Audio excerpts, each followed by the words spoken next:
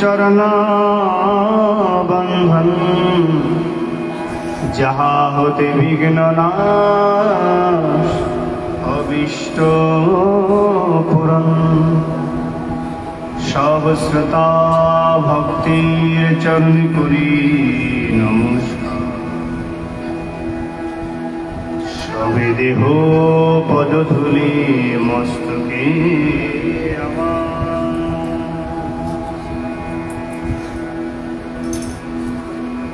जय जय श्री राधेशम निताय गौर हरि बोल गदाय गौर प्रेमानंदे हरि हरि बोल। সকলে তুলু কবি जय जय श्री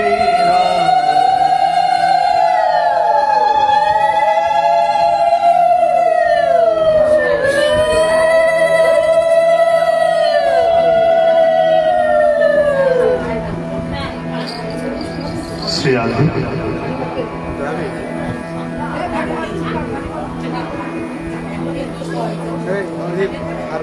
কৃপা করে একটু সকলে শান্ত হবেন। যশ প্রসাদ ভগবত প্রসাদ যশ প্রসাদ নগতি কুতয়পি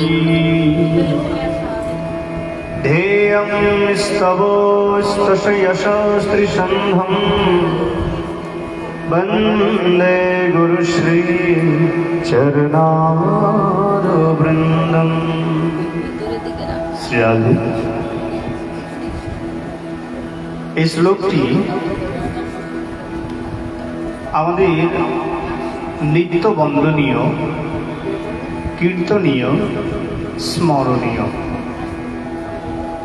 আমরা প্রত্যহ এই শ্লোকটি উচ্চারণ করি, শ্রবণ করি, কীর্তন করি, কিন্তু এই নিত্য শ্রবণিত শ্লোকটির ভাবার্থ তাৎপর্যপূর্ণ এতই গভীর যে শ্রবণের পরেও হৃদয়াঙ্গমটা বড় সুকঠে। মাত্র দুটি লাইন, কিন্তু এর মধ্যে যে বিশেষ অন্তর্হিত তত্ত্ব ভগবান প্রকাশ করলেন। বললেন যশ প্রসাদ। যশ শব্দের অর্থ হলো যিনি বা যার। প্রসাদ শব্দের অর্থ কৃপা। আচ্ছা, এই শ্লোকটি তো আমরা নিত্যই শ্রবণ করেছি, তাই না? যশ প্রসাদ ভগবত প্রসাদ। কিন্তু এর ভাবার্থ কি উপলব্ধি করেছেন একবারও? বলুন তো এর অর্থটা কি? যশ প্রসাদ, যার কৃপাতে, ভাগবত প্রসাদ, অর্থাৎ যার কৃপাতে ভগবানের করুণা নেমে আসে। যশ প্রসাদাৎ ন, যার কৃপা না হলে ন গতি কুতয়পি, এই সংসারে জীবের কোনো গতি লাভ হয় না। বড় আশ্চর্য, যার কৃপা না হলে ভগবান শ্রীকৃষ্ণ সমস্ত সংসারের সর্বকারণের পরম কারণ হওয়া সত্ত্বেও তিনিও থমকে যান করুণা করতে, তিনিও স্থির হয়ে যান কৃপা করতে।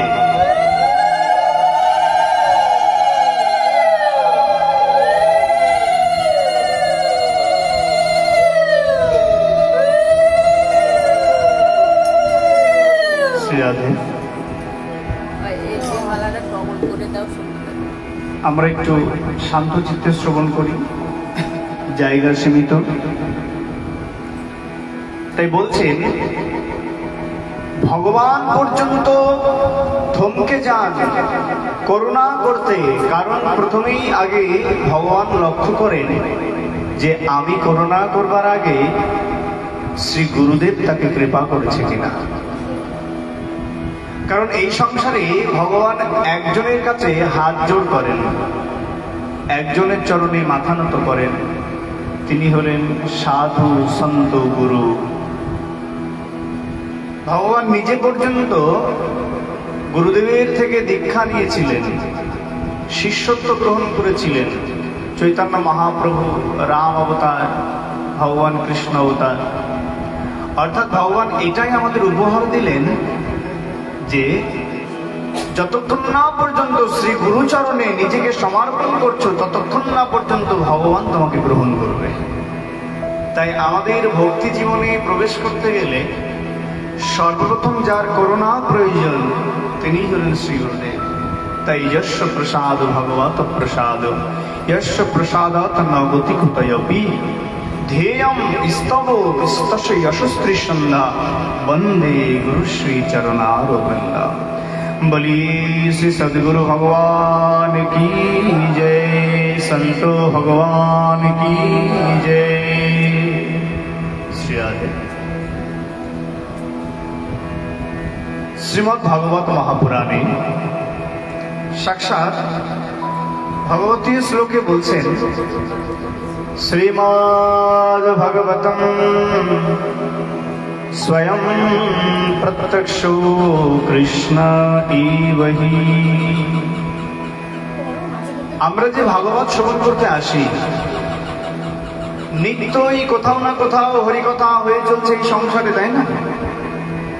এমন কোন তিথি, এমন কোন দিন, এমন কোন ক্ষণ নাই সমগ্র বিশ্বে কোথাও না কোথাও ভগবানের গুণকীর্তন চলছে না। হয়তো এখানে, না হয়তো বৃন্দাবনে, না হয়তো নবদ্বীপে, না হয় কোনো মন্দির, না হয় ঘরে, সর্বত্রই ভগবানের কথা হয়ে চলছে। কারণ এই সংসারে জীবকে যদি সুকমল প্রেম জীবের হৃদয়কে যদি শান্ত করতে পারে, যদি জীবের হৃদয়কে চঞ্চল মুক্ত করতে পারে, তাহলে একমাত্র ভগবানের কথা। জীবনের সমস্ত কর্মব্যস্ততা থমকে যায় যখন জীব ভগবানের আসনে এসে বসে, ভাগবত কথা শুনতে এসে বসে। জীবনের সমস্ত অনর্থ দূরে যায় যতক্ষণ সে ভগবত আসনে বসে থাকেন। এই জন্যই তো একে অমর কথা বলা হয়েছে। পরীক্ষিতকেও সর্বদর্শন করতে পারেনি যতক্ষণ তিনি হরিকথাতে ছিলেন। তো দেখুন, এই ভাগবত কথা এইরকম মহান, কিন্তু কে এই ভাগবত? ভাগবতের পরিচয় দিচ্ছেন শাস্ত্রে। ভগবতম প্রিয়ামূর্তা কৃপাসু বিগলিতম। ভগবত এই সংসারে তিনটে স্বরূপে বিরাজিত। খুব মন দিয়ে শুনবে, ভগবান এই সংসারে তিনটি স্বরূপে আবির্ভূত হয়েছেন, বিরাজিত হয়েছেন। প্রথম হচ্ছে চিন্ময়ী স্বরূপ। বলে চিন্ময়ী সত্তাকে দেখা যায় না? চিন্ময়ী নও তুমি মৃন্ময়ী রূপে, পূজা করে যাব সদা তব জপে। হে প্রভু, তুমি চিন্ময় নও, তুমি চিন্ময় সত্তা মৃন্ময়ী হয়ে আমাদের বিগ্রহ রূপে প্রকটিত হও মন্দিরে মন্দিরে। সেই মৃন্ময়ী সত্তাকে আবার ব্রহ্মযোগী সাধকগণ নিরাকার ব্রহ্মরূপে পুজো করেন, যাকে স্পর্শ করা যায় না। সাধনার অনেকগুলো মার্গ আছে, তার মধ্যে একটি মার্গ হলো নিরাকার রূপে ভগবানকে ভজন করা। এটা বড় কঠিন। আপনি যে ভগবানকে মন্দিরে দেখতে পাচ্ছেন, ছুঁতে পারছেন, স্পর্শ করতে পারছেন, যার চরণে পুষ্প অর্ঘ্য নিবেদন করতে পারছেন, তাকে ভজন করাটা সহজ। আর যাকে দেখতে পান না, জেনেও আছে বিশ্বাস করেন, এটা বড় কঠিন নয়? বলে এইরকম যোগী সাধকগণ যে ভগবানকে ডাকেন তাকে চিন্ময়ী সত্তা বলা হয়েছে, চিন্ময়ী স্বরূপ। এই চিন্ময়ী সত্তাকেই ভগবান সহজলভ্য হওয়ার জন্য মৃন্ময়ী রূপ ধারণ করলেন, মাটির বিগ্রহ। আমরা যে মন্দিরে ভগবানকে সেবা করি, ঘরের ভগবানকে সেবা করি, এই ভগবানকে দেখা যায়, ছোঁয়া যায়, স্পর্শ করা যায়, ভাব বিনিময় করা যায়। কিন্তু এর থেকেও আরেকটি কৃপাময়ী স্বরূপ রয়েছে ভগবানের, যে স্বরূপকে মূর্তি নয়, নিরাকারও নয়, শুধুমাত্র শ্রবণ দ্বারায় প্রেম লাভ করিয়ে দেয়। তার নাম হলো ভাগবত স্বরূপ। তাকে বাংময়ী সত্তা বলা হয়েছে।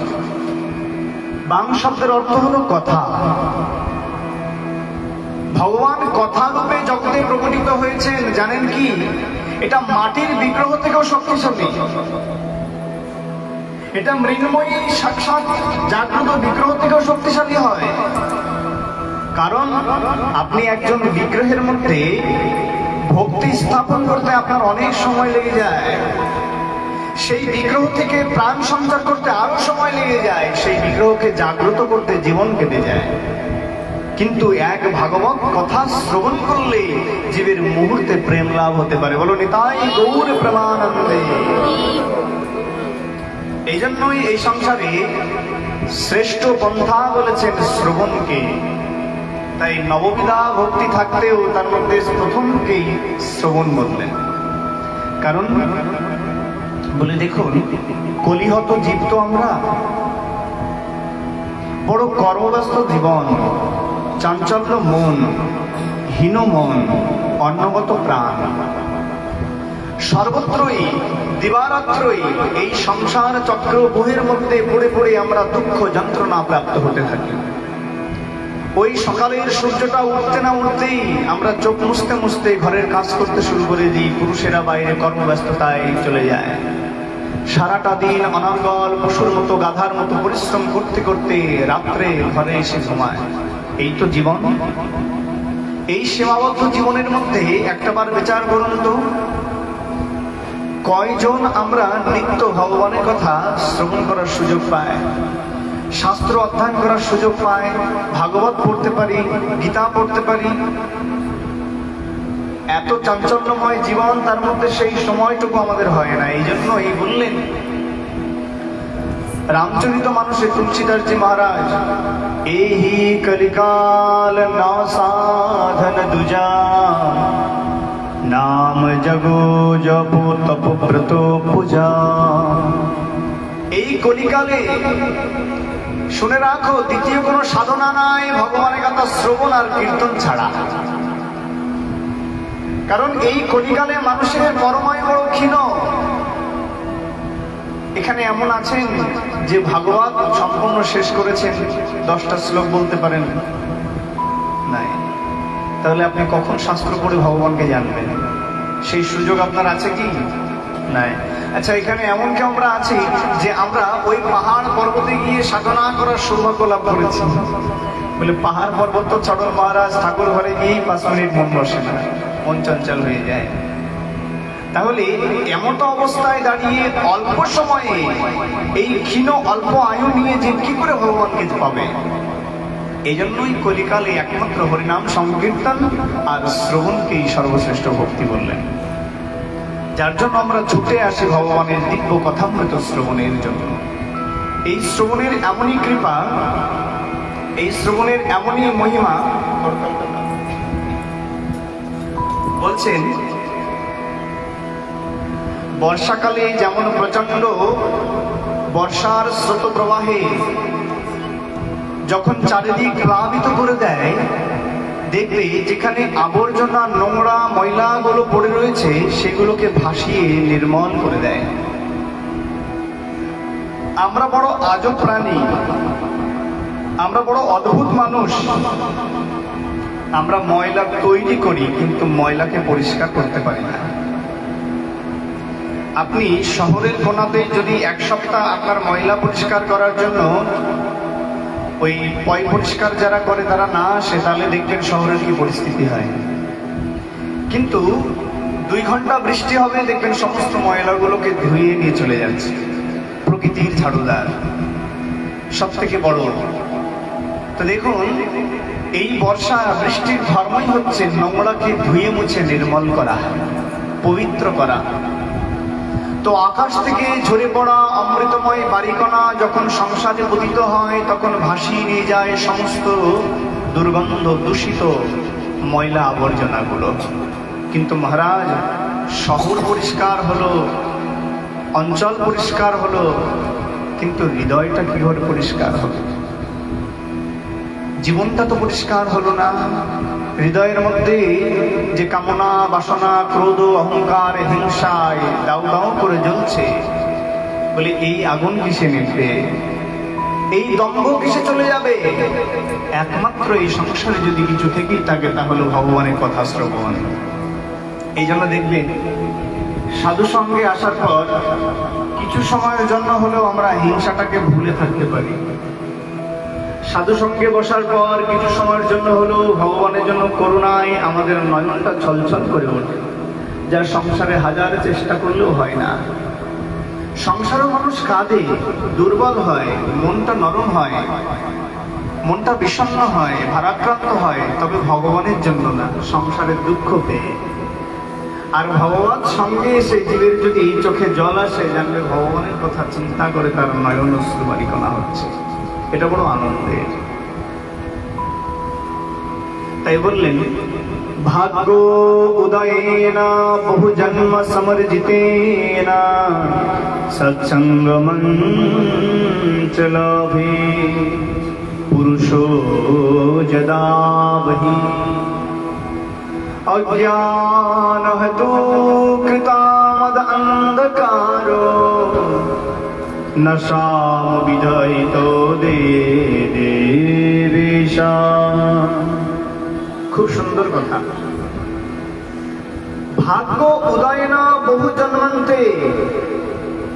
আচ্ছা, একটাবার বিচার করুন তো, এই যে আমাদের গৃহস্থ শ্রদ্ধেয় ঠাকুমা, ওনার আমন্ত্রণেই তো আপনারা এসেছেন। উনি আপনাদের নিমন্ত্রণ করেছে, আমন্ত্রণ করেছে, তবেই তো এখানে এসেছেন। আমাদেরকে যদি প্রশ্ন করা হয় এখানে আসার কারণটা কি শুধু উনি?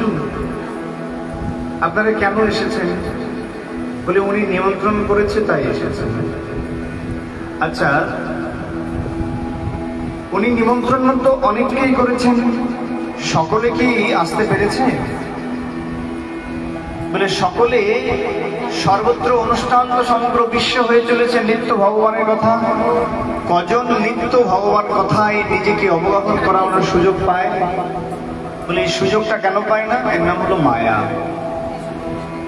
ভাগবত কথা হচ্ছে, শুনেও আমরা যেতে পারি না। কেন? মায়া আমাদের জ্ঞানকে অপহরণ করে রাখে, আমাদের সংসারে নিজেকে টেনে ধরে রাখে জোর করে। তো এই যে ছোট চিহ্ন থেকে মায়া কাটানোর অভ্যাসটা গড়ে তুলতে হয়। হরিবল। তো দেখুন, আজকে সামান্য এই সংসার থেকে 1 ঘন্টার জন্য সাধু সঙ্গে যেতে পারছো না, একদিন তোমাকে গোটা সংসার থেকে বিদায় নিতে হবে। সেদিন এই বিশাল সংসার 2 হাত তুলে তোমাকে বিদায় জানিয়ে দেবে। তুমি সেদিন থাকতে চাইবে, কিন্তু সংসার তোমায় রাখবে না। বড় অদ্ভুত। আজকে 1 ঘন্টার জন্য তুমি দেখো সংসার থেকে সাধু সঙ্গে আসবে, তাই কত বিব্রত, কত যন্ত্রণা,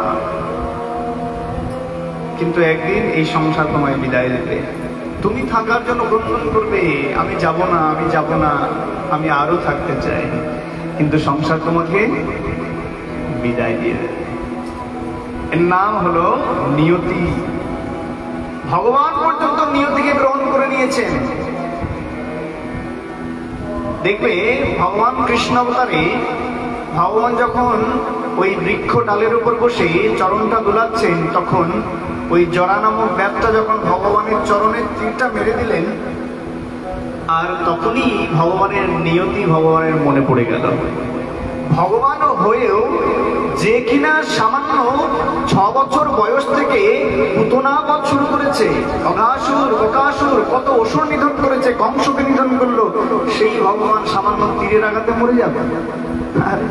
এতই ঠুনকো ভগবান, এতই সহজলভ্য, কিন্তু ভগবান কেন চলে গেলেন? আচ্ছা, আর একটা প্রশ্ন, যখন ভগবান সমস্ত কারণের পরম কারণ একমাত্র অধিনায়ক হয়ে বিনা অস্ত্রে যুদ্ধ করলেন কুরুক্ষেত্রের রণাঙ্গনে, এত বড় যুদ্ধ অস্ত্র ছাড়া যদি কেউ করেছিল, সে হলো ভগবান কৃষ্ণ। তার অস্ত্রটা কি ছিল? তার বুদ্ধি, আর ওই যে মৃদুমন্দ হাসি। ভগবান এই কুরুক্ষেত্রের রণাঙ্গনে সর্বক্ষণ তার মুখের মধ্যে যেটা দেখা গিয়েছিল তা হলো অমৃতময় হাসি, হাস্যোজ্জ্বল মুখখানি। যতবার অর্জুন ভগবানের দিকে তাকিয়েছে ওই হাসিটা দেখেই অর্জুন অনুপ্রেরণা পেয়েছে। অর্থাৎ ভগবান আমাদের একটি মেসেজ দিয়েছে। কি মেসেজ? বলে শুনে রাখো, ওই কুরুক্ষেত্রের যুদ্ধটা শুধু কুরুক্ষেত্রের মধ্যে সীমাবদ্ধ নয়। ওখানে যেমন ধর্ম অধর্ম রয়েছে, যেমন আসুরিক দেবপক্ষ রয়েছে, তেমনি এই সংসার, প্রত্যেকের সংসার হলো সেই কুরুক্ষেত্রের মতো, যেখানে প্রতিনিয়ত আমাদের ধর্মের সাথে দ্বন্দ্ব যুদ্ধে আমরা অধর্মের কাছে পরাজয় মানতে চলেছি। বলে সেখানে একটাবার ভগবানের দিকে তাকাও, সেই বিভূ স্বরূপ সচ্চিদানন্দ ঘন বিগ্রহ অমৃতময় হাস্য উজ্জ্বল বদনখানা আমাদের বলে দিচ্ছে, সংসার জীবনে চলতে গেলে এইরকম হাজার বাধা বিপত্তির সম্মুখীন হবে, কিন্তু ভগবানকে ভুলে যেও না, তাকে দেখে অনুপ্রেরণা নাও। ভগবান অর্জুনকে বারবার উৎসাহ দিয়েছিলেন। সেই হলো অধিনায়ক, যিনি বিনা অস্ত্রে যুদ্ধ করেছেন, একমাত্র নায়ক। বিনা অস্ত্রে যুদ্ধ করা সত্ত্বেও শেষে গিয়ে ভগবানকে অস্ত্র ধারণ করতে হয়েছিল। কখন? যখন ভীষ্মদেবকে পরাজয় করতে হয়। ভীষ্মের কাছে ভগবান প্রতিশ্রুতিবদ্ধ ছিল কি? বলে আমি প্রতিজ্ঞা করছি। ভীষ্মদেব ভগবানের সাথে প্রতিজ্ঞা করেছিল, হে কৃষ্ণ, তোমায় কথা দিলাম, আমি যদি গঙ্গাপুত্র ভীষ্ম হয়ে থাকি তাহলে এই যুদ্ধে তোমাকে অস্ত্র ধারণ করাবোই করাবো। আর ভগবান বলেছিল তুমি পারবে না। ভগবান আর ভক্তের মধ্যে দেখো কিরকম প্রতিযোগিতা চলছে, কে জিতে যায়। আচ্ছা, কখনো দেখেছেন এই সংসারে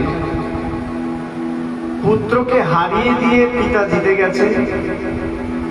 সর্বদা পুত্রকে জিতিয়ে দিয়ে পিতা হেরে যায়। এটা হলো পিতা পুত্রের সম্বন্ধ। মাতা দুঃখ পেয়েও সন্তানের মুখে হাসি কোথায়?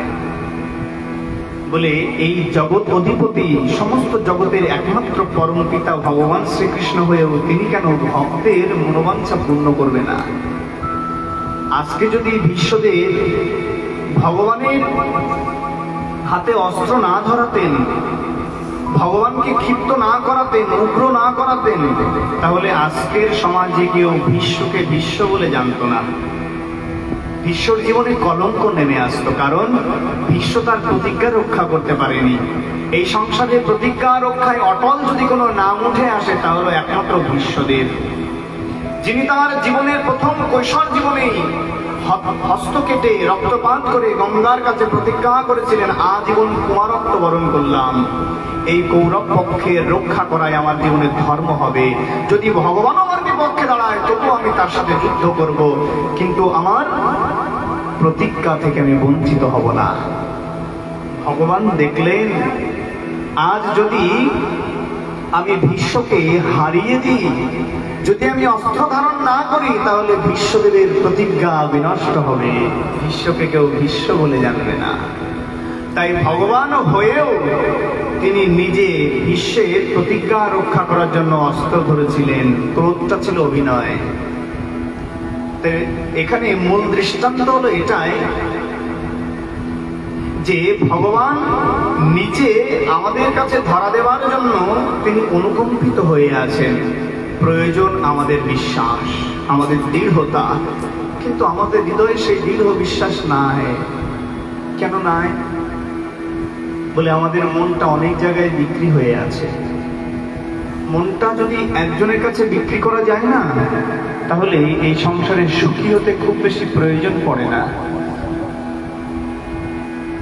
আমাদের মনটা গোবিন্দচরণ থেকে ছিনিয়ে নিয়ে এই সংসারে হাজার জনের কাছে মিলিয়ে দিয়েছি, শুধু একটাই কারণ, মানুষের কাছে আপন হবার ইচ্ছা, সকলের প্রিয় হবার ইচ্ছা। এই সংসারটা বড় আজব জায়গা। সারাটা জীবন কেটে যায় মানুষের প্রিয় হবার জন্য, কিন্তু দিন শেষে অপ্রিয়ই থেকে যায়। বড় আজব জায়গা।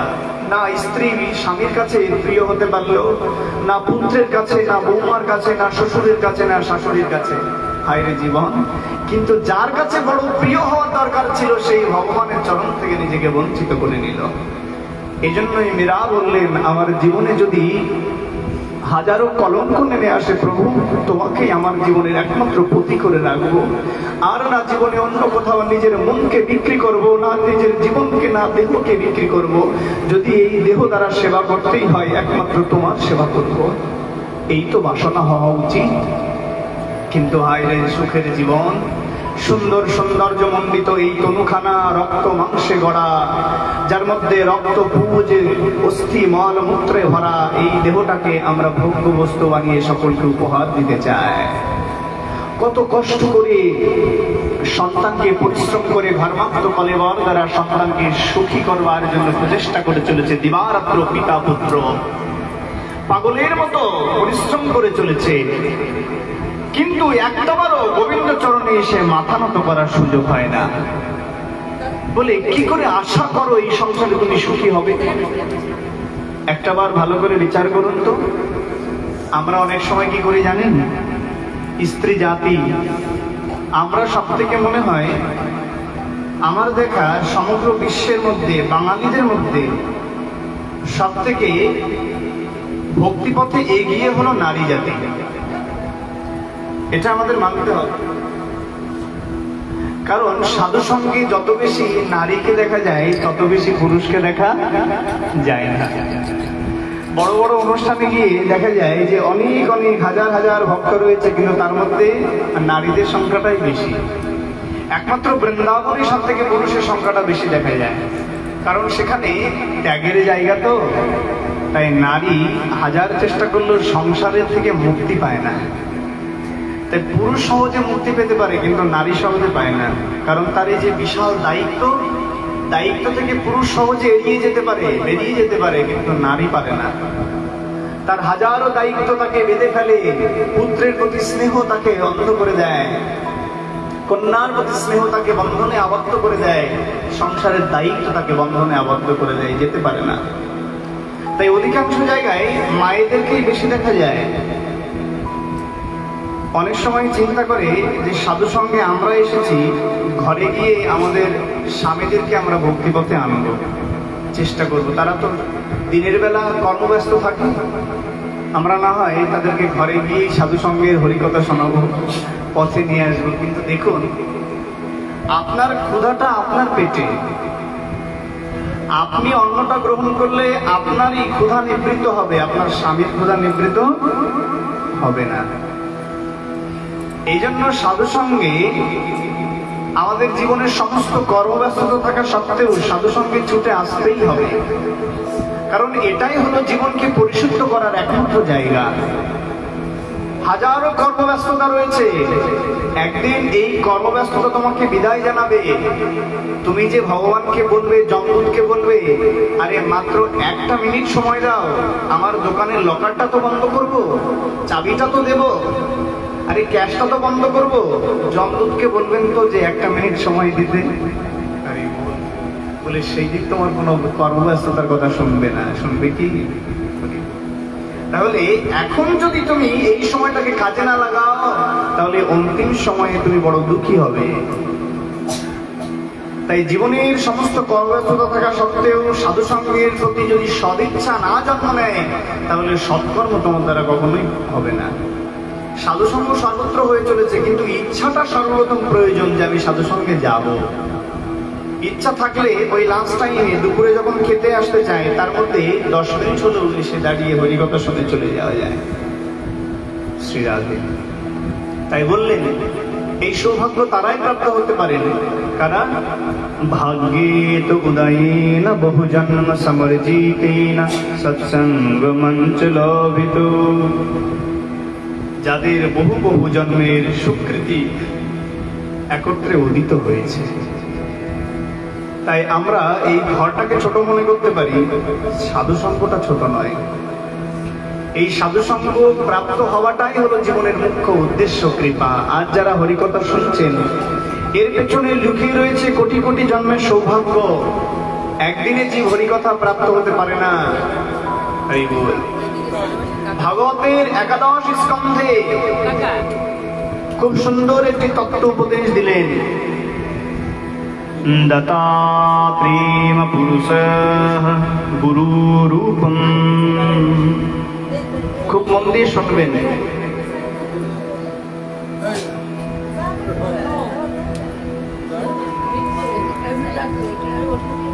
বলছেন ভাগবতের 11 স্কন্ধে বলছেন এই দত্তাত্রেয়পুর 24 জন গুরুদেব ছিলেন, 24টা গুরু ছিল। এই 24 গুরু প্রসঙ্গে বলছেন অক্ষর বৃক্ষায় নিগম জালম পৃথিবীতহে। তার শুধু এই 24 জন গুরুর মধ্যে এই পৃথিবী, এই জঙ্গম, এই জল, এই বৃক্ষ, নারী, এমনকি বেশ্যা তার একজন গুরু ছিলেন। বলে সে কি করে হয়? আরে যে বাইজি, যার জীবনটা অসৎ কর্ম দ্বারা আবৃত, সে কারো গুরু হতে পারে? বললেন হ্যাঁ। অপূর্ব দৃষ্টান্ত দিচ্ছেন আমাদের জীবন সংসারে।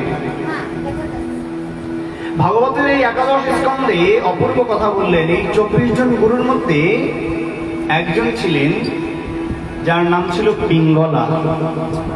এই পিঙ্গলা একজন বেশ্যা, বাইজি বৃত্তি করে তার জীবনকে পরিচালনা করতেন। কম দুঃখ, কম অপরাধ আসলে এইরকম জীবনকে বেছে নিতে পারে না। বললেন তার জীবনটা জীবনভর এই প্রকার কর্ম দ্বারা আবৃত। তিনি খুব সুন্দর একটি কথা বলে দিলেন। কি বললেন? আশাহি পরম দুঃখো নৈরাশ্যাহি পরমং সুখম যথা সংযুক্ত কান্তম সুখম শাশ্বত পিঙ্গলা। খুব মন দিয়ে শুনবেন। এই সংসারে জীবের দুঃখের পরম কারণটা কি বলুন দেখি? বলে আশাহি দুঃখম কারণঃ। এই সংসারে দুঃখের পরম কারণ হলো আশা। যার যত বেশি আশা তার তত বেশি দুঃখ। নৈরাশ্য পরম সুখম। আর যার যত বেশি কম আশা সে দেখবেন তত বেশি সুখী মানুষ। ছোটবেলা আমরা একটা গল্প শুনেছি না, এই সংসারের সুখী মানুষকে বলে যার জামা নাই। ওই যে ভিখারি রাজার বিশাল অসুখ হয়েছে, একেবারে রাজ্যের মধ্যে ঢেরিয়ে পিটি দিয়েছে।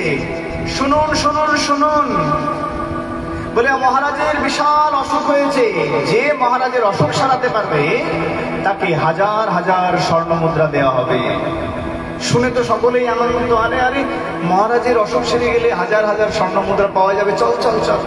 সকলেই ছুটে আসতে লাগলেন মহারাজের অসুখ সারাবে। সকলেই ছুটে এসছেন, কিন্তু কেউ মহারাজের অসুখ সারাতে পারে না। একজন বৈদ্য, একজন পণ্ডিত বললেন মহারাজের অসুখটা তখনই সেরে যাবে যখন এই সংসারের একজন সুখী মানুষের জামা এনে দিতে পারবে। সুখী মানুষ? এখন এই কথা শুনে সকলেই বলছে মহারাজ আমি সুখী, আমি সুখী, আমার জামাটা নেই, আমার জামাটা নেই। কারণ মহারাজ সুখী হলে স্বর্ণ মুদ্রা পাওয়া যাবে। কিন্তু তখন আবার বলছে যদি এই কথাটা মিথ্যা হয় তার বদনাম দেওয়া হবে।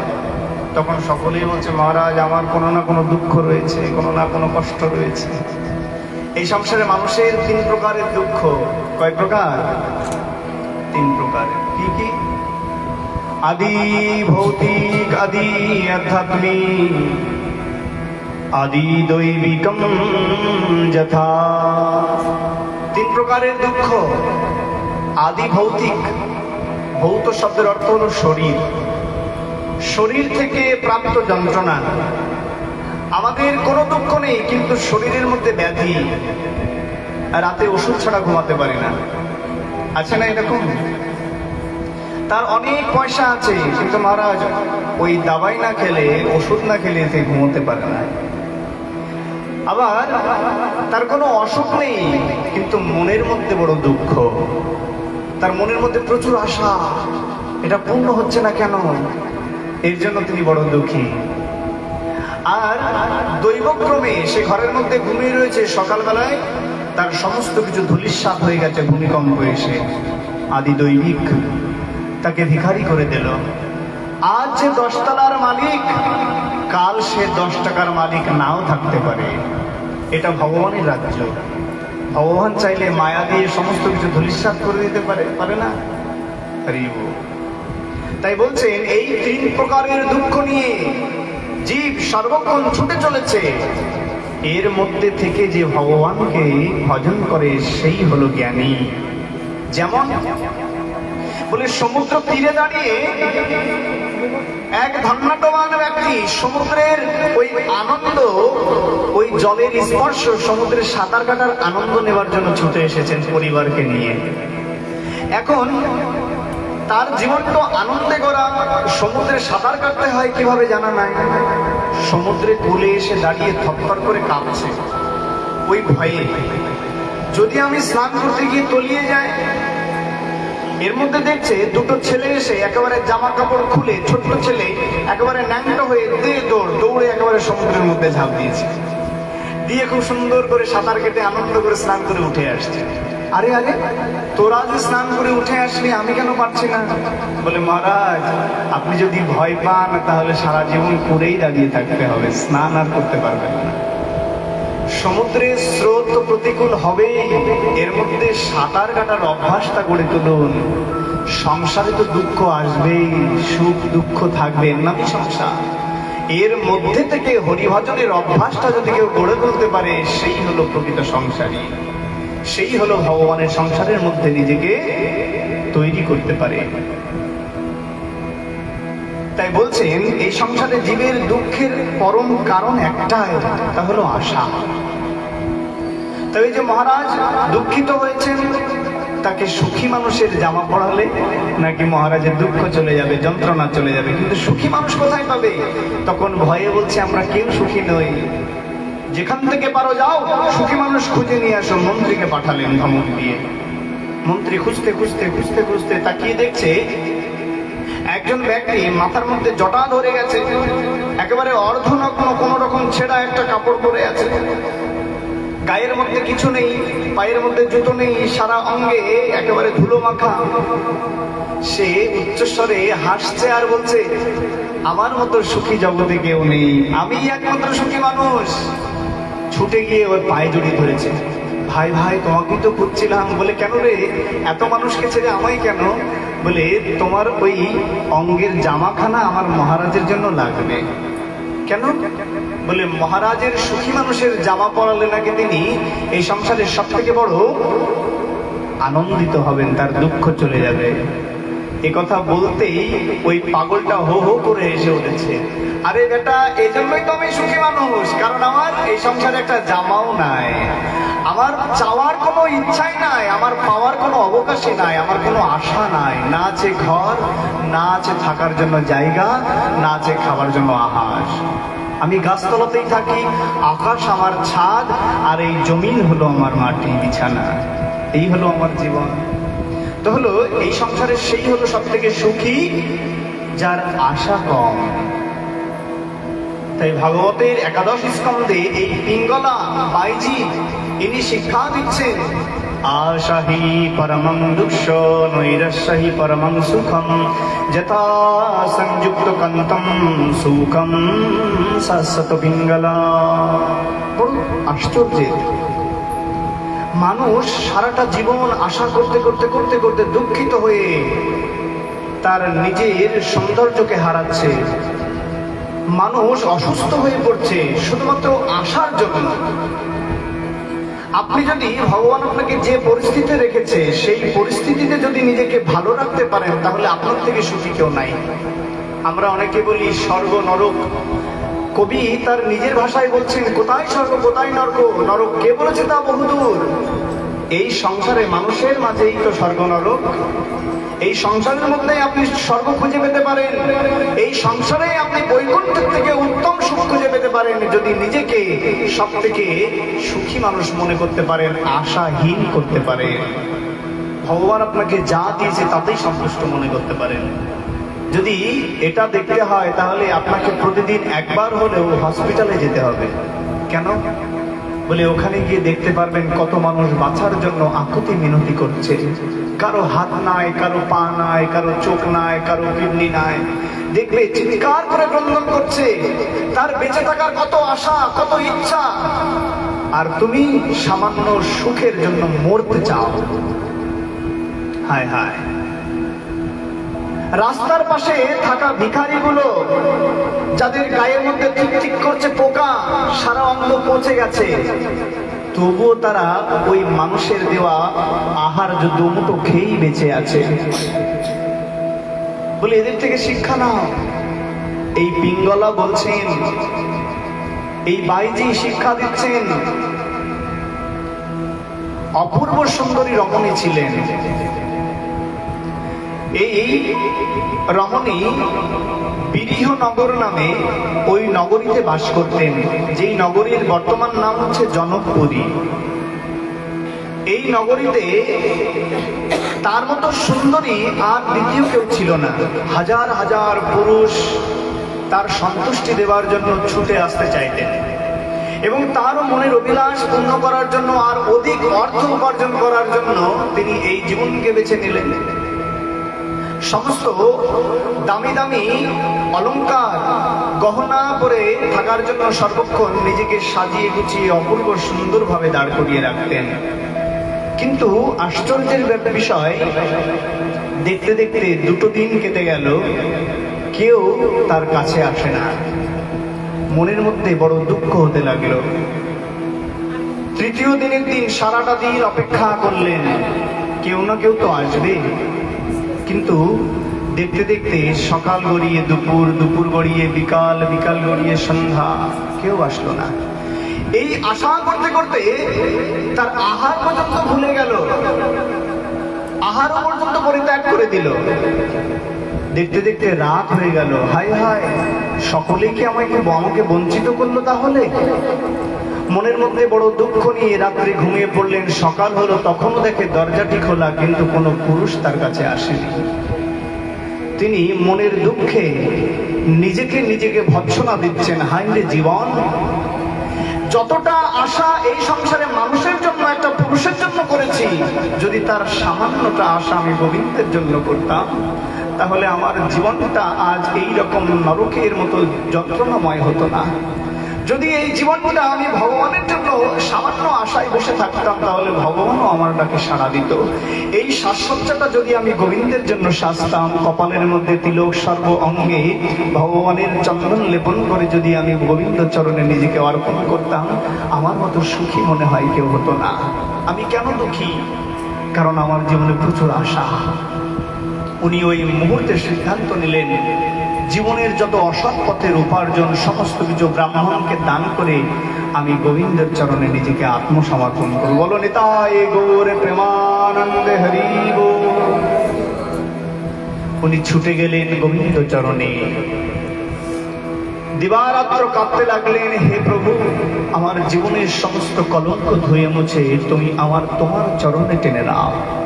শুনে রাখুন, এই সংসারে আমরা প্রত্যেকেই কোনো না কোনো দোষে দুষ্ট, কোনো না কোনো দণ্ডে দণ্ডিত, কোনো না অপরাধে আমরা জর্জরিত, প্রত্যেকেই।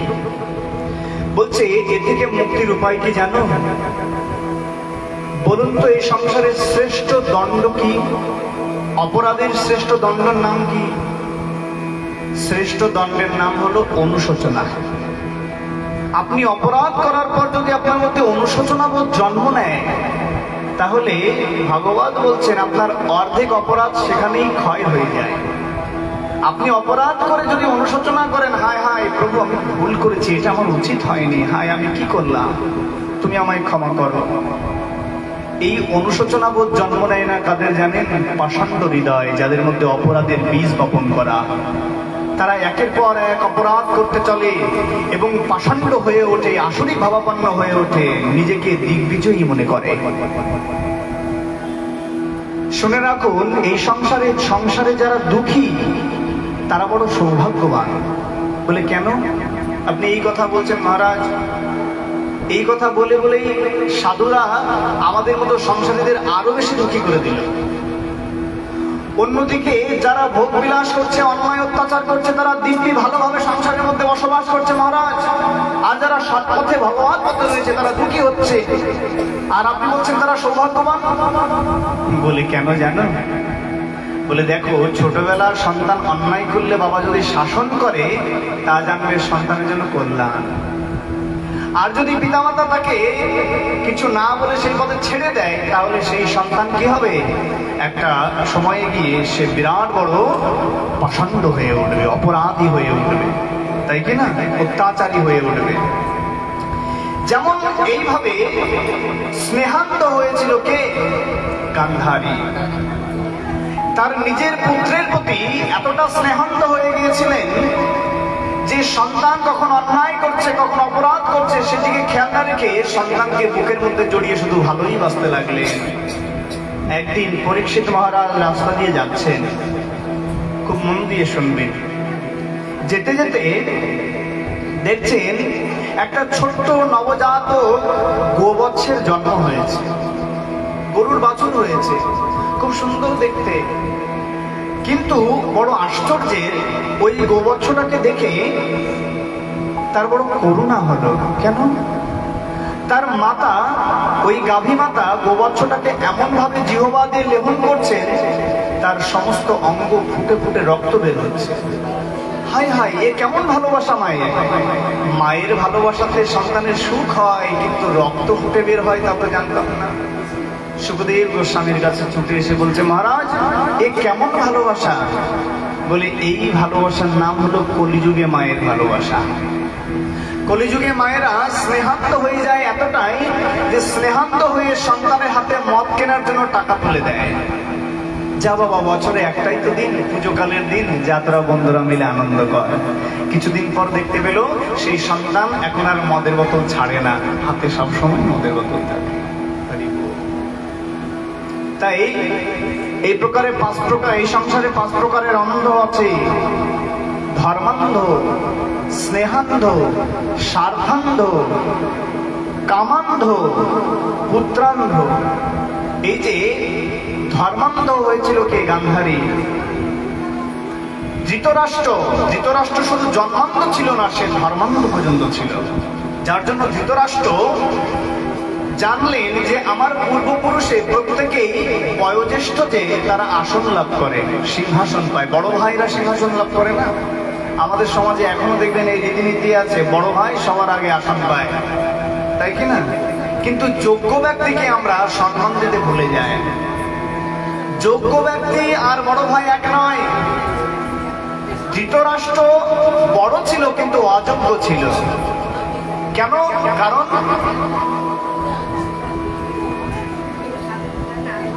ধৃতরাষ্ট্র অযোগ্য কেন ছিল? ধৃতরাষ্ট্রের নয়ন ছিল অন্ধ। বলে নয়ন অন্ধ তাতে কি রয়েছে? ধৃতরাষ্ট্র এমন গুণ অর্জন করেছিলেন, শুনলে অবাক হয়ে যাবেন। কি গুণ? ধৃতরাষ্ট্র অর্জন করেছিলেন অস্ত্র চালনা বিদ্যা। চোখে দেখতে পাই না, কিন্তু যেমন অস্ত্র পরিচালনা করতে পারত, সেই রকম একজন বিদ্যান অস্ত্রধারী গুরুও পারত না। কখনো ওনার তীর কখনো লক্ষ্যভ্রষ্ট হয়নি। অন্ধ, কিন্তু যখন তীর মারত একেবারে লক্ষ্যপতিত হতো। এইরকম তার দৃঢ় বিশ্বাস ছিল ধৃতরাষ্ট্রের। খুব মন দিয়ে শুনবে। শুধু তাই নয়, কণ্ঠস্বর বলে দিত, কণ্ঠস্বর শুনে বলে দিতেন কে এই ব্যক্তি, কতদিন আগে তার পরিচয়, তার নাম কি, সমস্ত কিছু। দেখবেন আমরা এই সংসারে অনেক এই অন্ধ দেখতে পাই, প্রতিবন্ধীদের দেখতে পাই, তাদের তীব্র মেধা হয় এবং তারা অনেক দিব্য দিব্য বিষয়গুলো যা আমরা সাধারণ ব্যক্তিরা পারি না, তারা এর থেকেও ভালো পারে। ধৃতরাষ্ট্র তো একদিকে অন্ধ হয়েছিলেন, সাথে সাথে তার স্ত্রীও অন্ধ হলেন। কেন? বলে এখানেই প্রথম ভুল হয়েছিল গান্ধারীর। কেন ভুল হয়েছিল? বলে আমার স্বামী অন্ধ, যে এই পৃথিবীকে দেখতে পায় না, আমিও আজ থেকে প্রতিজ্ঞা করলাম আমার চোখটাকে আমি বেঁধে নেব। আরে তোমার পতি অন্ধ, তুমি আরো তাকে পথ দেখাবে, আর তুমি নিজে তোমার চোখটাকে বন্ধ করে নিলে। এখানেই প্রথম ভুল। এই জন্য সনাতনী নারীদেরকে বলছে, যদি পতি উচ্ছন্নে চলে যায় তাহলে নারী তাকে পথ দেখাবে। কারণ নারী হচ্ছে এই সংসারে জগন্মাতার অংশকলা, যোগমায়ার অংশকলা, দেবী মায়ের অংশ। নারীর মধ্যে যে শক্তি আছে পৃথিবীর কোথাও এই প্রকার শক্তি নাই। এই জন্য নারী শক্তি জেগে উঠলে পৃথিবী স্বয়ংসম্পূর্ণ হয়, পৃথিবী ভারসাম্য রক্ষা পায় এবং পৃথিবী সমৃদ্ধশালী হয়। এই জন্য উন্নত রাষ্ট্রে দেখবেন মেয়েরা ছেলেরা একযোগে কর্ম করছে। তাদের মেধা, তাদের বুদ্ধি আজ সমগ্র কিছুকে ছাড়িয়ে আজ উন্নত রাষ্ট্রে মানুষ মেয়েরা কি পাইলট হচ্ছে। ও মহারাজ, তাহলে আমাদেরকে খুন্তি ছেড়ে এখন পাইলট হতে বলছেন? হরে কৃষ্ণ। বলে না, হয় আমাদের সনাতনী বিদ্যা তা শুধু শেখায়নি, সনাতনী বিদ্যা আমাদের ঘর থেকে রত্নের জন্ম দিতে বলেছেন। যেমন ধ্রুবের মতো জন্ম হয়েছিল, প্রহ্লাদের মতো জন্ম হয়েছিল, এরকম রত্নগর্ভা প্রয়োজন। তাহলে এক একজন সুপুত্রের জন্ম হবে, যার দ্বারা সংসারে কল্যাণ হয়ে যাবে। বলে না, সংসার সুখের হয় রমণীর গতি। এই জন্য রমণীকে সন্তুষ্ট রাখতে হবে। রমণীকে যদি রাগানো হয়ে যায় তাহলে হৃদয় গৌর হরিবল হয়ে যাবে কিন্তু। হরে কৃষ্ণ। তো আসুন, সেই রমণী তার নিজের জীবনকে এই ভগবান পথে প্রতিষ্ঠিত করে জীবনকে পরিশুদ্ধ করে তুললেন। তাই বলছেন, আমরা নারী জাতি এই সংসারে হাজারো কর্মব্যস্ততায় নিজের জীবনকে অতিবাহিত করার পরও কি করে এই দায়িত্ব থেকে মুক্ত পাবো প্রভু? এর উত্তরে বলেছিলেন কপিলদেব ভগবান মাতা দেবহূতিকে। কি বললেন? মাতা দেবহূতি যখন জানতে পারলেন আমি নিজের গর্ভে ভগবানকে ধারণ করেছি, সুতরাং এই সংসারে আমার মতো সৌভাগ্যবান জগতে কেউ নাই, তাই এখনই উচিত আমার পুত্রের কাছে এই জগৎ সংসারের সমস্ত নারীর জন্য কর্তব্য কি সম্বন্ধে জেনে নেওয়া। তখনই হাত জোড় করে বললেন, তমেব মাতা পিতা চ তমেব তমেব বন্ধু সখা চ তমেব। হে পুত্র, তুমি শুধু পুত্রই নও, আজ তুমি পুত্ররূপে ভগবান হয়ে আমার সম্মুখে দাঁড়িয়ে আছো। কৃপা করে বলো, এই সংসারে আসক্তির অন্যতম নাম হলো নারী। সবাই আসক্তিকে পরিত্যাগ করতে পারলেও স্ত্রী জাতি, নারী জাতি পারে না। তখন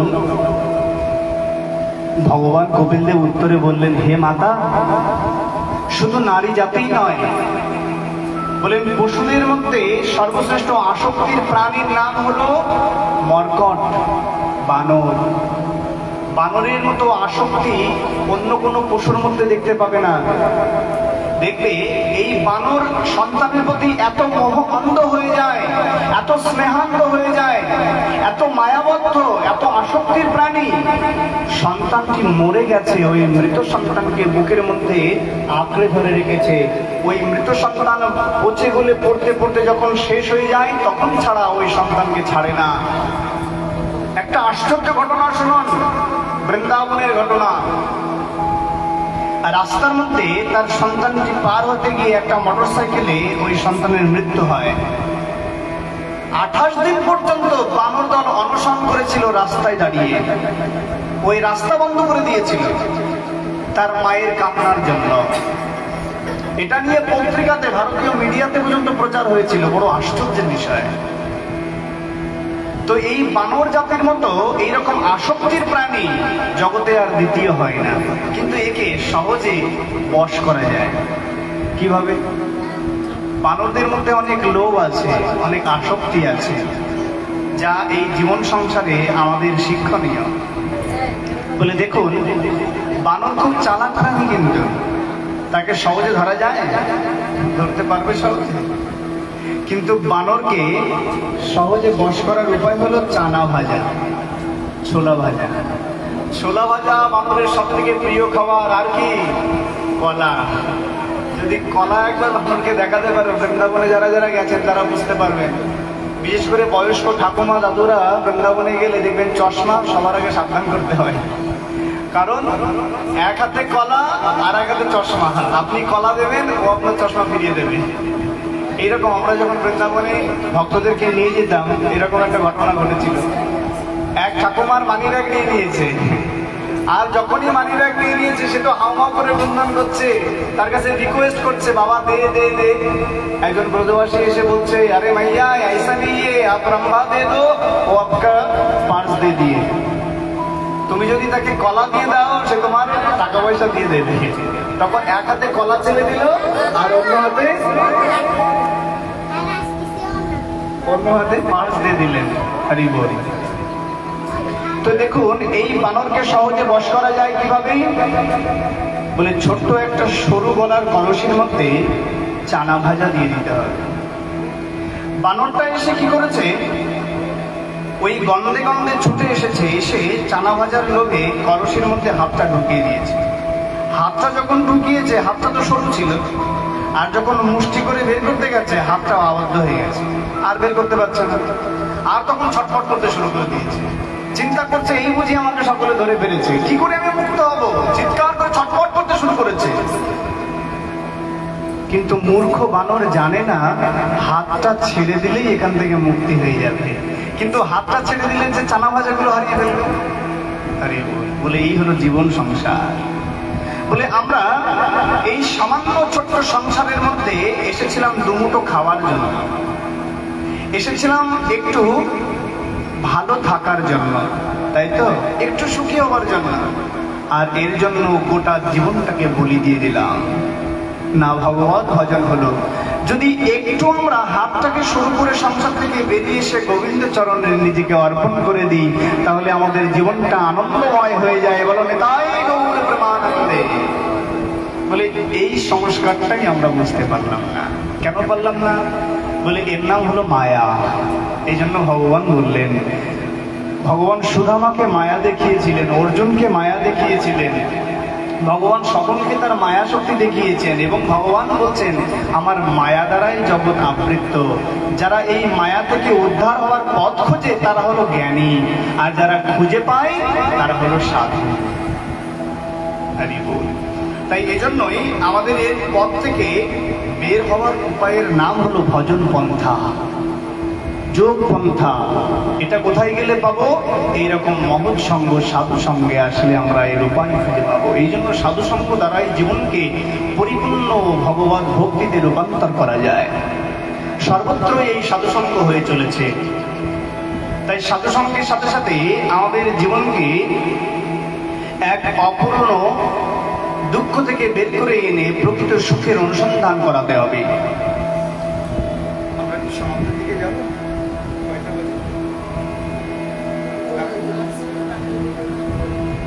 তাহলে আর 10 মিনিটের মধ্যে সমাপ্ত করি। জয় গৌ। তো দেখুন আমাদের এই জীবন সংসার পথে একমাত্র এই ভক্তি জগতে প্রেরণ করতে পারেন সাধু সন্ত ভগবান। এই জন্য বলছেন ব্রহ্মাণ্ড ভ্রমিতে ভ্রমিতে কোন ভাগ্যবান জি, গুরু কৃষ্ণ প্রসাদে পায় ভক্তি লতাবি। ব্রহ্মাণ্ড ভ্রমিতে ভ্রমিতে কোন ভাগ্যবান জীব। এক জন্মে জীব ভক্তি পথে আসতে পারে না। দেখুন যারা আমরা ক্ষীণ ক্ষীণ শক্তি দিয়ে অল্প অল্প ভগবত পথে অগ্রসর হচ্ছি, তাদেরকে দেখে অনেকে অট্টহাসি কটাক্ষ করে, তাদেরকে নিন্দা সমালোচনা করে। যারা আপনাকে নিন্দা করছে, যারা সমালোচনা করছে, আপনি তাদেরকে দেখে হিংসায় জ্বলবেন না, আপনি তাদেরকে দেখে প্রণাম দেবেন। কেন? শুনে রাখুন, এই সংসারে সব থেকে যদি বন্ধু থেকে থাকে তা হলো নিন্দুক, যদি আপনার উপকারী থেকে থাকে তা হলো নিন্দুক। এরা আছে বলে সমাজ সংস্কার হয়, এরা আছে বলে আপনি এগিয়ে যেতে পারেন। এই জন্য আমাদের ছোটবেলায় কবিতায় পড়েছি, নিন্দুকের বাসি ভালো। কি জানো কবিতাটা? যাই হোক, তো দেখুন এই নিন্দুককে ভালোবাসতে বলেছে। কেন? বলে নিন্দা করলে কি হয় শুনে নাও, শাস্ত্র কি বলছে। যদি তোমার কর্ম দেখে কেউ নিন্দা করে, তো তুমি যদি 100% অপরাধ ভোগ করো, তাহলে তার অর্ধেক 50% ওই নিন্দুক নিয়ে নিল। বলুন তাই গৌর প্রেমানন্দে। এই জন্য যারা নিন্দা করে তারা আপনার অপরাধের অর্ধেক আপনা আপনি গ্রহণ করে নেয়। তাই যে নিন্দা করছে আপনি তাকে পাল্টা নিন্দা করবেন না, তাকে বলুন তুমি যত পারো আমাকে নিন্দা করো। যারা এই অল্প অল্প ছোট্ট ছোট্ট পায়ে ভক্তিপথে এগিয়ে চলেছেন, বিশ্বাস করুন এটা এক জন্মের সাধনা নয়। মানুষের অনেকগুলো আসক্তি আছে, সামান্য জিহ্বার লালসা, আমাদের অনেকগুলো বেগ রয়েছে না, এই বেগের মধ্যে জিহ্বা একটা বেগ, এটাকে নিয়ন্ত্রণ করা এতটা সহজ নয়। একটা মাংসের স্বাদ জিহ্বায় দাঁতে লেগে রয়েছে বহুদিনকে, এটাকে আপনি চাইলে একদিনে ছাড়তে পারবেন? যারা ভক্তিপথে এসেছেন তারা জানেন। সংসারের একদিকে স্ত্রী পুত্র শ্বশুর শাশুড়ির চারিদিকের অত্যাচার যন্ত্রণা তাদের প্রভাব সৃষ্টি করছে। দেখবেন ভক্তিপথে আসতে গেলে প্রথমে আমাদের বাধা আসে না, আরে বৌমা কেবল তুমি সংসারে এসেছো, তুমি এখনই কেন নিরামিষ খাবে, তাই না? আর বৌমার মন ভগবত পথে আমাদেরকে অনেকে প্রশ্ন করে যে দাদা আমরা এরকম সংসারে খুব যন্ত্রণা পাচ্ছি, আমাদের শাশুড়ি আমাদের ভগবত পথে বাধা, শ্বশুর ভগবত পথে বাধা, স্বামী ভগবত পথে বাধা, আমি কি করব? আমি বলি যদি তোমার উপায় থাকে তাহলে মীরাবাইয়ের জীবনীটা পড়ে নাও, তাহলে বুঝতে পারবে সারাটা জীবন সংসারের মধ্যে থেকেও লুকিয়ে লুকিয়ে ভগবানকে ভালোবাসত। বলে যার ভালোবাসা আছে সে লুকিয়েও ভগবানের সাথে প্রেম করে, তা তোমার হৃদয়ে যদি গোবিন্দের জন্য প্রেম থাকে তুমি লুকিয়ে হলেও ভগবানকে ভালোবাসতে পারবে। প্রেমকে লুকানো যায় না, কিন্তু প্রেম তখনই মধুর হয় যদি তা লুকিয়ে করা যায়। তো ভগবানের সাথে সম্বন্ধটা যদি গোপনে হয় তাহলে সেই জিনিসটা ভগবান ওপর থেকে দেখে আরো আনন্দিত হয়, আরে সংসারে এত দুঃখ পাচ্ছে তারপরও আমাকে ভোলেনি। ভগবান কখনো তাকে বিপদে ফেলে না, তাকে মুক্ত করে দেয়। তাই ভগবান পথে যদি কেউ অগ্রসর হতে যায় তাকে সাহায্য করুন, তাকে শক্তি দিন, তার পাশে গিয়ে দাঁড়ান। কারণ এক জন্মের সৌভাগ্যে কেউ ভগবানকে জানতে পারে না। গীতাতে ভগবান বলছেন বহুনা জন্ম নমন্তে জ্ঞান বাক্যম প্রবদ্ধন্তে বাসুদেব সর্বমিতি সুদুর্লভ সুমহাত্মানা। এক জন্মে মানুষ ভগবানকে জানতে পারে না, বহু বহু জন্মের পর বাসুদেবই যে কৃষ্ণ এটা বুঝতে পারে। তাই আপনাদের সৌভাগ্য যারা ভগবানকে বুঝতে পেরেছেন। হরি বল। এই জগতে আমরা অনেকেই চেষ্টা করতে পারি না, কেউ দেবতার প্রতি আকৃষ্ট, কেউ মায়ের প্রতি শক্তি মন্ত্রে দীক্ষিত, কেউ বা অনুকূল চক্রে দীক্ষিত, কেউ বা জয়গুরু মতে চলছেন, তাই না? আমাদের নানা পথ রয়েছে, নানা উপায় রয়েছে, নানান ধর্মে দীক্ষিত। আমরা তখন সংসারে অত্যাচারিত হই, কি করে এখান থেকে মুক্ত হব? তো দেখুন এটা সনাতন ধর্ম, এখানে নানা প্রকার শাখা উপশাখা থাকবে, এটাই ধর্ম। সেটা ধর্ম হতে পারে না যেখানে একটা মাত্র আইন থাকে, ওটা ধর্ম না, ওটা শুধু আইন। ধর্ম সেটা যেখানে উদারতা থাকে, সকল ধর্মের সমন্বয় রয়েছে, সকল বর্ণের সমন্বয় রয়েছে।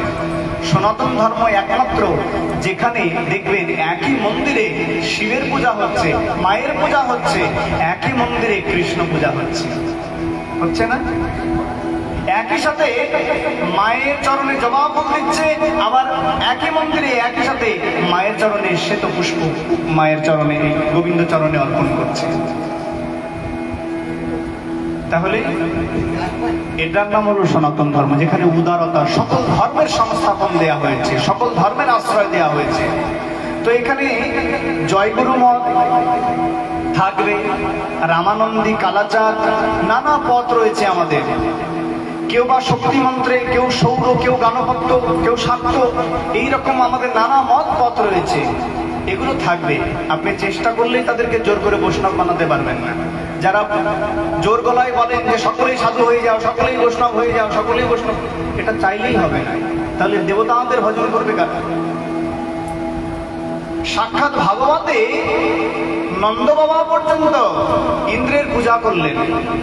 ভগবান বিরোধিতা করেছিলেন, কিন্তু ভগবান কিন্তু শেষে ওই ইন্দ্রকে শিক্ষা দেওয়ার জন্যই বুঝিয়েছিলেন, যদি কেউ বৈষ্ণব হতে চায়, ভক্ত হতে চায়, তুমি তাকে বাধা দেবে না, এই জন্য শিক্ষাটা দিয়েছিলেন। কিন্তু এখনো কিন্তু ইন্দ্রের পূজা হয়, এখনো গোবর্ধন পূজার আগে ইন্দ্রের পূজা করা লাগে।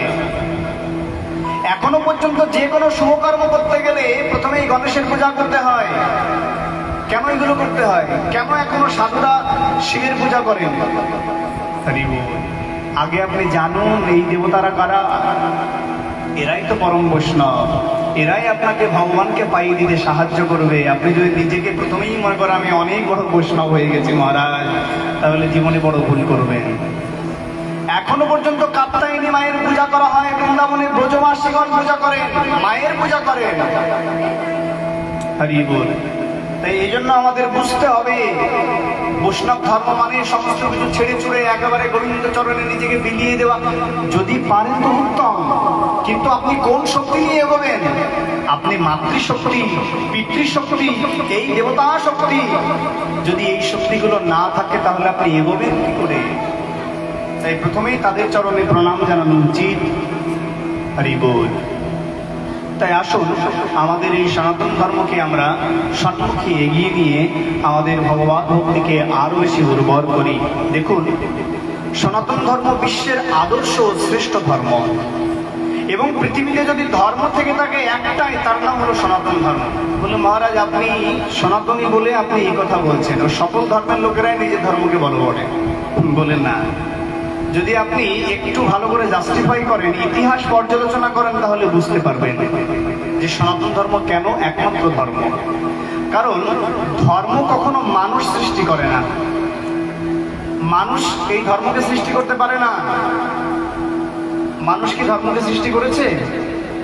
সনাতন ধর্ম কে সৃষ্টি করেছে বলুন তো? কোন ব্যক্তি করেছে? কোন দেবতা করেছে? আমাকে এমন একজনের কথা বলুন যিনি সনাতন ধর্ম সৃষ্টি করেছে।